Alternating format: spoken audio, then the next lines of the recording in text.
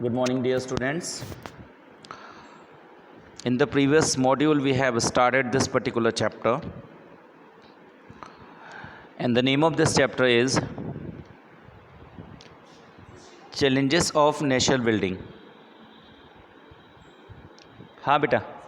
So the name of this particular chapter is Challenges of Nation Building. In the previous module, we have discussed three major challenges that was India faced during nation buildings. Okay, so here we will cover these particular challenges in detail. In the previous module we have discussed in a short what about the challenges. Here we covered all these challenges in detail. Let's have a look. देखिए सबसे पहला point है broadly independent India faced three kinds of challenges. The first and the immediate challenge was to shape a nation that was united. ठीक है, यानी सबसे पहला और सबसे इम्पॉर्टेंट चैलेंज क्या था कि इंडिया एक नेशन है और उसको कैसे एक यूनाइटेड नेशन बनाया जाए. This was the first challenge over there. यानी ठीक है, तो सबसे पहला चैलेंज क्या था कि कैसे इंडिया को एक यूनाइटेड नेशन बनाया जाए, क्योंकि अगर वो कॉलोनियल सिस्टम के जैसा पहले कॉलोनियल सिस्टम था, अगर वो कॉलोनियल सिस्टम्स के अकॉर्डिंग होता तो there might be the problem. और क्योंकि इंडिया में डाइवर्सिटी बहुत है, yet accommodatings of the diversity of our society. देखिए यूनिटी जब तक नहीं आएगी जब तक हम लोग डाइवर्सिटीज़ को अकोमोडेट नहीं करेंगे, यानी ऐसा कोई सिस्टम अडॉप्ट नहीं करेंगे जो कि डाइवर्सिटी को अकोमोडेट करे, तब तक हम लोग यूनिटी मेंटेन नहीं कर सकते हैं. ठीक है, अब हम डाइवर्सिटी की बात करें तो यहाँ पे इंडिया में रहने वाले लोग अलग अलग भाषाओं को बोलते हैं. ठीक है, अलग रिलीजन को बिलोंग करते हैं, उनकी कास्ट अलग है, उनकी कम्युनिटीज़ अलग हैं, तो somehow they are different, but even then they all see themselves as a Indian. तो ये है यूनिटी इन डाइवर्सिटी. आपने पढ़ा भी होगा इंडिया को यूनिटी इन डाइवर्सिटी करते हैं. तो सबसे पहला चैलेंज इंडिया के साथ यही था आफ्टर द इंडिपेंडेंस कि कैसे उन सबको यूनिफाइड किया जाए और कैसे डाइवर्सिटी को न्यूट्रलाइज किया जाए, क्योंकि डाइवर्सिटी लीड्स रेवोल्यूशंस. हमने श्रीलंका में भी पढ़ा था कि श्रीलंका में भी सिन्हाला लैंग्वेज की वजह से रेवोल्यूशंस हुए थे. बेल्जियम में भी सिचुएशन बनी थी रेवोल्यूशंस के, क्योंकि डाइवर्सिटीज़ में क्या होता है कुछ पर्टिकुलर ग्रुप्स को बेनिफिट्स मिलते हैं और जिन ग्रुप्स को बेनिफिट नहीं मिलते हैं वो ग्रुप क्या करते हैं, रेवोल्यूशन करने लगते हैं. ठीक है, see India was a land of a continent size and diversities. ठीक है, यानी इंडिया एक ऐसी लैंड है जिसमें वो कॉन्टिनेंट साइज़ है, मतलब उसका ऐसा साइज़ मतलब मल्टीपल साइज़ की डाइवर्सिटीज़ एग्जिस्ट है. It's people spokes different languages and follow the different culture and religion. यानी इंडिया में रहने वाले अलग अलग लैंग्वेजेस को और अलग अलग कल्चर्स को फॉलो अप करते हैं.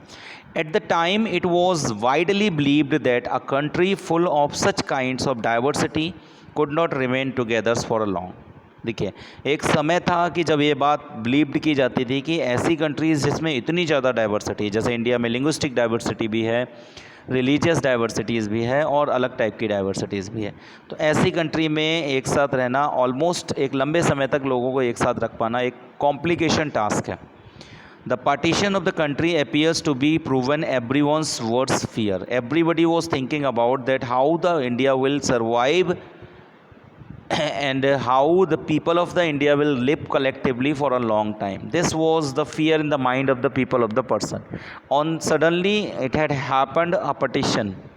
Partition has proved these things, which was the fear in the mind of the people was being proved by the partition. ठीक है, यानी जो लोगों के दिमाग में डर था कि भाई इंडिया इतनी डाइवर्स कंट्रीज़ है, वो एक लंबे समय तक कैसे एक कंट्री बन के रह सकता है, वो कहीं ना कहीं तक लोगों को प्रूव होता हुआ नज़र आया जब पार्टीशन हो गया, क्योंकि पार्टीशन में भी डाइवर्सिटी पार्टीशन कर दिए गए थे. ठीक है,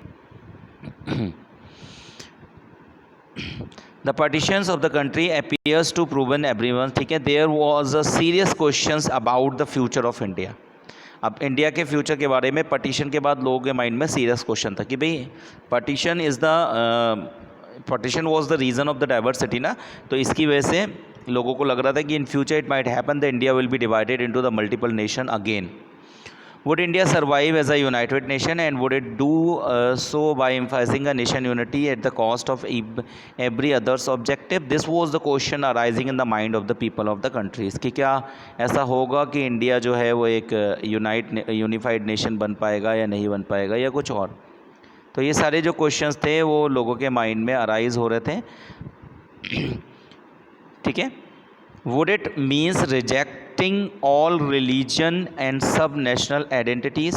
ठीक है, क्या इसका ये मतलब था कि जितनी भी नेशनल आइडेंटिटीज़ के सामने बाकी सब की बेसिक आइडेंटिटीज़ को रिजेक्ट कर दिया जाए? And there was a urgent questions, how was integrations of a territories of India to be achieved?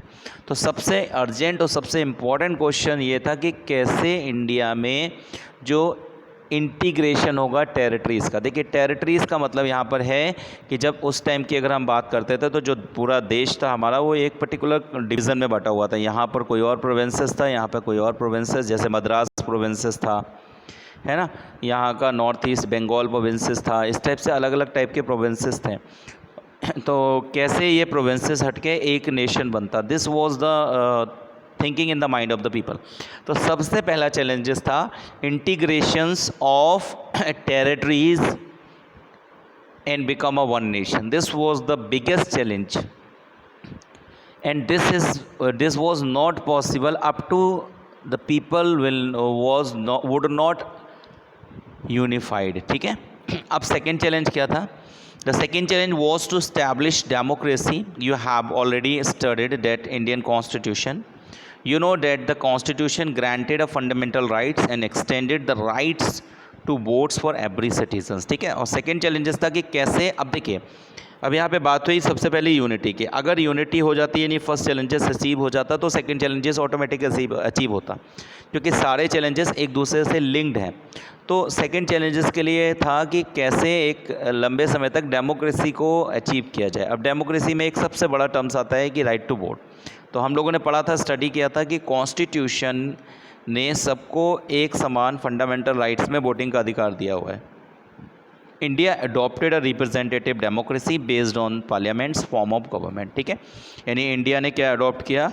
एक रिप्रेजेंटेटिव डेमोक्रेटिक कंट्रीज़ या रिप्रेजेंटेटिव डेमोक्रेटिक को अडॉप्ट किया और एक सिस्टम अडॉप्ट किया, वो था parliamentary form of government. Class 11th में मैंने आप लोग को ये बताया था कि what is the difference between the presidential form of government and parliamentary form of government. ठीक है, तो इंडिया ने किसको अडॉप्ट किया? पार्लियामेंट्री फॉर्म ऑफ गवर्नमेंट को। These features ensured that the political competition would take place in a democratic framework। ठीक है, और इस फीचर्स ने क्या किया? ये इंश्योर किया कि पॉलिटिकल कंपटीशन होगा जब इंडिया का डेमोक्रेटिक फ्रेमवर्क होगा, और जब पॉलिटिकल कंपटीशन होगा तो जितनी भी पब्लिक होगी उसको बेनिफिट होना ही होना है। ठीक है, क्योंकि जब पॉलिटिकल कंपटीशन होगा बहुत सारे लीडर्स एक साथ अपने आप को एनरोल कराएंगे और वो एक सोचेंगे कि I will become a leader and you will become a leader. तो उस सिचुएशन में क्या होगा? They will do betterment for you, क्योंकि you have a right to vote. आपको उनको बनाने का अधिकार है। अगर वो आपके साथ अच्छा नहीं करेंगे तो फिर आप उनके साथ अच्छा नहीं करेंगे। That general things over that. ठीक है, तो हम जनरली इस चीज़ की बात कर रहे थे कि कैसे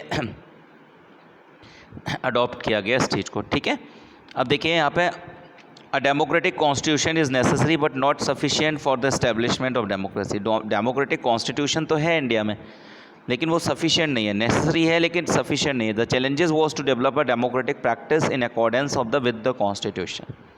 देखिए, किसी भी चीज़ का एग्जिस्टेंस होना और फंक्शन में लाना, दोनों में डिफरेंस होता है। तो डेमोक्रेटिक कॉन्स्टिट्यूशन है, दैट्स ओके, लेकिन is it actually working as a democratic way और नॉट, और is it actually working as a democratic practice और not? This is the question. ठीक है, so this was the second.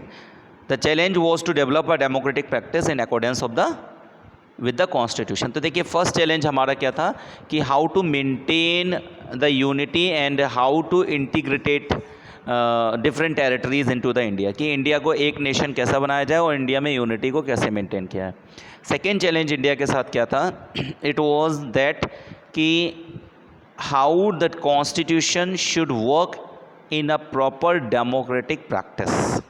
This was the two challenges. ठीक है, the third challenge we will discuss in the next video.